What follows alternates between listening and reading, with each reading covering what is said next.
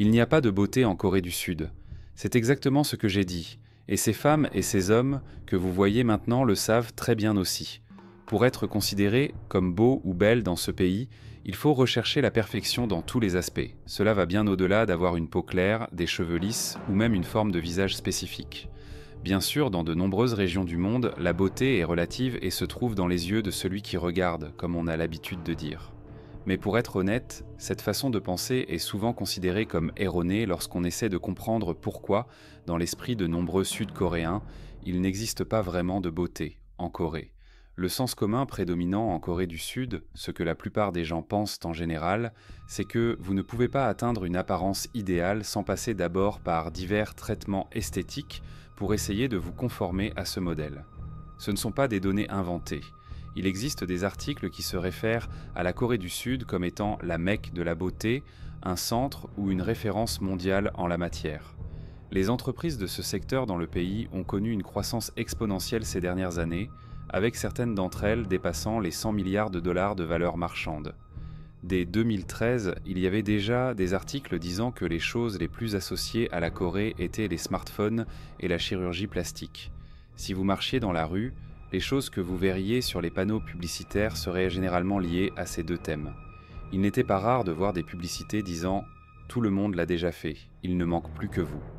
À cette époque déjà, le pays avait le plus grand nombre de chirurgies plastiques par habitant au monde. En d'autres termes, dès cette époque, la quête d'une apparence parfaite, d'un visage idéal, était déjà une obsession sud-coréenne. Cette question est tellement problématique dans le pays et est prise tellement au sérieux que certains enfants reçoivent des procédures esthétiques comme cadeaux, et je parle ici de jeunes de moins de 18 ans. Pour la plupart de ces jeunes, l'idée de paraître un peu plus mignon et innocent est très importante, et une partie clé de ce type d'esthétique est d'avoir des yeux plus grands.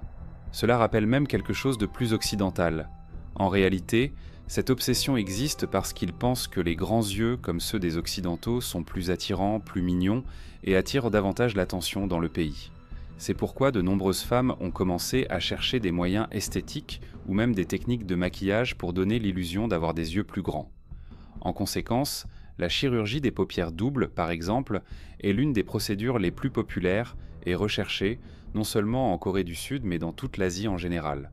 Ce sujet est très complexe, avec de nombreuses couches différentes, et aujourd'hui, nous allons essayer d'en parler un peu plus en profondeur, de comprendre pourquoi la Corée attache tant d'importance à cela, pourquoi ils recherchent tant la beauté idéale et bien d'autres aspects. Cette youtubeuse, appelée Anne Le, explique qu'elle a fini par avoir recours à cette procédure parce qu'elle ne se sentait pas très confiante en elle-même et dans son apparence. Elle se trouvait un peu étrange et a même réalisé une vidéo de 17 minutes expliquant pourquoi elle a décidé de faire la chirurgie des paupières doubles. Essentiellement, c'est un type de chirurgie qui donne l'illusion d'avoir des yeux plus grands. Toute cette idée dans l'esprit des gens en Corée du Sud selon laquelle il n'y a pas de beauté naturelle en Corée et qu'il faut rechercher cette beauté idéale à travers la chirurgie esthétique génère des milliards de dollars chaque année. C'est un marché très lucratif, en effet. Selon des statistiques fournies par certains recensements dans le pays, rien qu'en 2023, la Corée a réalisé plus de 3 milliards de dollars de chiffre d'affaires avec les chirurgies plastiques. Cela sans compter tous les autres traitements esthétiques disponibles. Rien qu'avec ces chiffres, on peut déjà constater que les entreprises du pays ne plaisantent pas et gagnent énormément d'argent grâce à cela. Bien que j'ai mentionné un certain standard de beauté dans la société actuelle, cela va un peu plus loin. Ce système est déjà en quelque sorte exigé dans de nombreux domaines de la société et ne se limite pas aux stars de K-pop. Vous savez, cette beauté d'idole de K-pop ?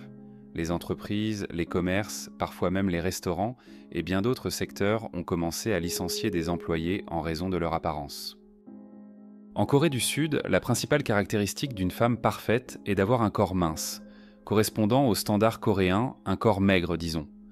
À un certain moment de l'histoire, le standard idéal de beauté pour les femmes dans le pays était d'avoir un corps plus courbé, plus plein disons.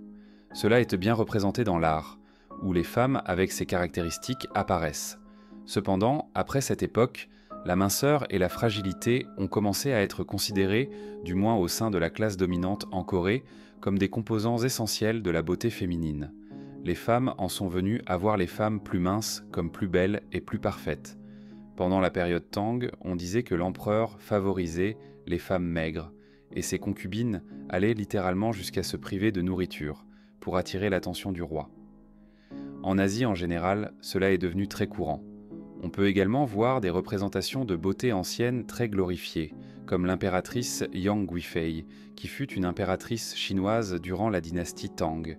Elle était connue pour sa taille très fine, et pour être si maigre qu'elle pouvait, selon la légende, danser dans la paume d'une main. Cette définition de ce qu'était et de ce qu'est la beauté en Asie évolue constamment. Elle se transforme avec le temps, surtout en Corée du Sud, où les chirurgies plastiques et l'esthétique progressent très rapidement, bien plus vite que partout ailleurs dans le monde. Les médias, Internet et les entreprises diffusent des images de modèles qui deviennent la référence de ce que devrait être une femme belle, et le standard reste toujours le même. Les jeunes femmes en Corée du Sud finissent par faire des efforts énormes pour atteindre ce corps idéal où la femme doit être très mince, avoir une peau extrêmement pâle, presque blanche, des cheveux lisses, de grands yeux et une peau impeccablement soignée. Tout cela devient une exigence de la société pour qu'une femme soit désirée par les hommes du même pays. Cette pression est très préjudiciable car elle provoque souvent de l'anxiété, une faible estime de soi, de la dépression et même de l'insatisfaction corporelle. La majorité des femmes coréennes ne se sentent pas bien dans leur corps. Des recherches montrent que plus de 92% des jeunes Coréens ont des problèmes avec leur propre corps, surtout parmi les femmes. La société a appris aux filles et aux femmes que leur valeur est principalement basée sur leur apparence, ce qu'elles doivent constamment garder à l'esprit. Ce type de pensée est étroitement lié à de nombreuses théories soutenant que l'insatisfaction corporelle est mieux comprise comme une conséquence des pressions sociales. Je vais essayer d'expliquer cela de manière simple. C'est comme si le principal responsable du mal-être de ces femmes avec leur corps étaient les attentes de la société dans laquelle elles vivent. Dans ce cas, les principaux responsables du mal-être des femmes coréennes avec leur propre corps sont les Coréens eux-mêmes en général. Dans le domaine du K-pop, il existe même des équipes dédiées uniquement à évaluer l'esthétique de chaque membre, à analyser leur apparence et à décider de la prochaine intervention esthétique ou chirurgie qu'ils devront subir. C'est quelque chose de vraiment bizarre à imaginer, une sorte de surveillance corporelle. La réalité est que de nombreux jeunes en Corée du Sud, comme nous l'avons déjà abordé dans certaines vidéos, peuvent se retrouver anonymes et sans avenir dans la société, indépendamment de leur niveau d'études ou du fait qu'ils aient fréquenté les meilleures universités du pays. Certains d'entre eux n'auront jamais un avenir prospère si leur apparence ne correspond pas aux attentes du marché, que ce soit pour réussir dans une carrière ou même dans une relation amoureuse. C'est ici qu'intervient le concept de surveillance corporelle. En termes simples, ce phénomène se produit lorsque nous observons notre propre corps de manière excessive, allant jusqu'à ressentir de la honte en nous regardant dans le miroir, en réalisant que nous ne correspondons pas aux standards de beauté imposés par notre société. C'est une réalité fréquente dans ce pays. Certaines solutions vraiment bizarres ont également été développées en Corée pour tenter de soulager, d'une manière ou d'une autre, l'anxiété liée à l'apparence, surtout pour ceux qui n'ont pas les moyens de se payer des interventions coûteuses ou des chirurgies esthétiques. Aussi étrange et même amusant que cela puisse paraître, il est très courant que la photo de votre document d'identité soit retouchée par un studio utilisant des outils d'édition tels que l'affinement du visage, l'éclaircissement de la peau ou d'autres ajustements courants.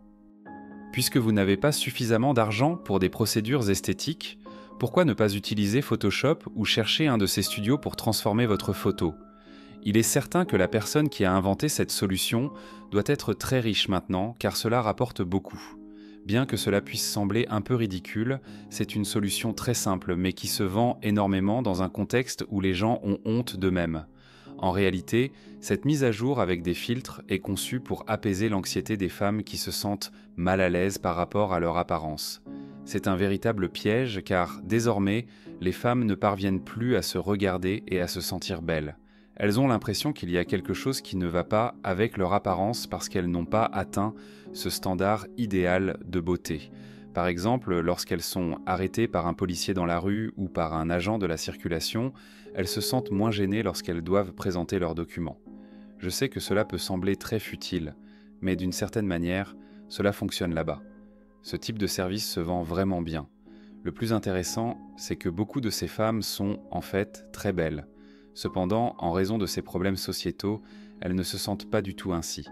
Il suffit qu'un détail comme la forme de leurs sourcils ne soit pas parfait pour qu'elles se sentent extrêmement mal dans leur peau. Certaines femmes finissent même par toucher le fond, allant jusqu'à consulter des médecins pour des procédures extrêmes. Par exemple, une femme coréenne nommée Kim a subi 15 chirurgies faciales en une seule journée. Les procédures ne se sont pas bien passées, étant mal réalisées, et elle a dû faire face à de nombreux problèmes de santé. Un autre cas qui a gagné une renommée internationale est celui de Hang Myo-koo.